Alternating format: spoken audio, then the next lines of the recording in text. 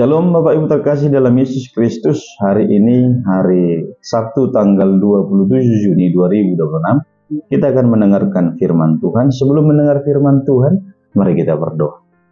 Kasih karunia dan damai sejahtera dari Allah Bapa Tuhan kita dan dari Yesus Kristus menyertai kami. Amin. Firman Tuhan hari ini dari kitab Habakuk pasal 2 ayat 4. Sesungguhnya orang yang membusungkan dada tidak lurus hatinya, tetapi orang yang benar itu akan hidup oleh percayanya. Demikian pembacaan firman Tuhan. Bapak terkasih dalam Yesus Kristus, tentu sebagai orang percaya kita memiliki yang namanya sikap di dalam kebenaran. Bahkan kita memiliki hati yang diarahkan menjadi hati yang benar, hati yang bersih. Dan di dalam kehidupan kita juga bisa kita menemukan namanya perlakuan-perlakuan yang tidak benar. Ketidakadilan, penindasan, atau katakanlah perlakuan yang jahat yang dilakukan oleh orang lain atau siapapun.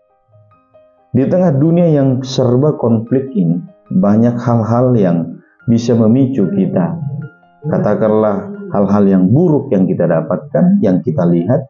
Tuhan berkata, Bapak terkasih, mari kita menjadi pribadi yang mau terus mencintai kebenaran itu. Dan Tuhan sangat menyukai kita ketika kita hidup di dalam kebenaran. Memang sulit Bapak Ibu terkasih. Terkadang mengatakan yang benar itu bisa menjadi menyakitkan bagi orang yang sudah terbiasa dengan hal yang tidak benar. Tapi Tuhan berkata, mari kita mohon kepada Tuhan supaya kita dikuatkan untuk melakukan yang benar. Ketika kita mengalami berbagai tantangan, katakanlah derita, karena memang kita menegakkan kebenaran. Tuhan berkata, Tuhan tidak biarkan. Bagi Tuhan itu, yang benar tetap benar, yang salah tetap salah. Tuhan tidak pernah membuat yang salah menjadi benar. Tapi dunia ini bisa saja. Itu tantangan kita waktu terkasih. Dunia ini bisa saja mengatakan yang benar itu menjadi salah, yang salah itu menjadi benar.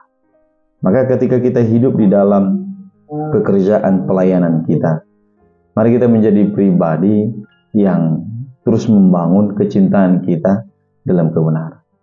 Dan berjuang juga untuk menjauhi hal yang jahat di dalam kehidupan. Ada banyak kejahatan yang kita tidak duga kapan terjadi.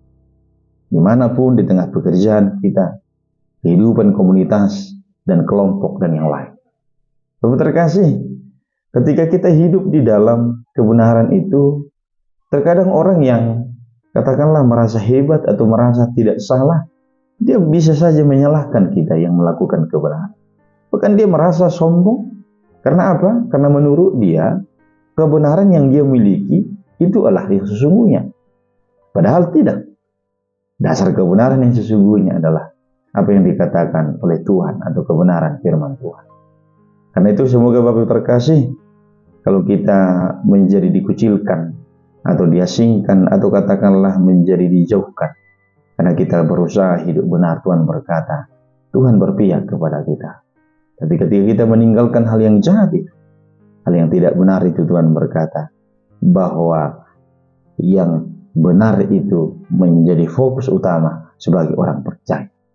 Orang-orang jahat yang berbuat jahat pasti akan ditegur pada waktunya.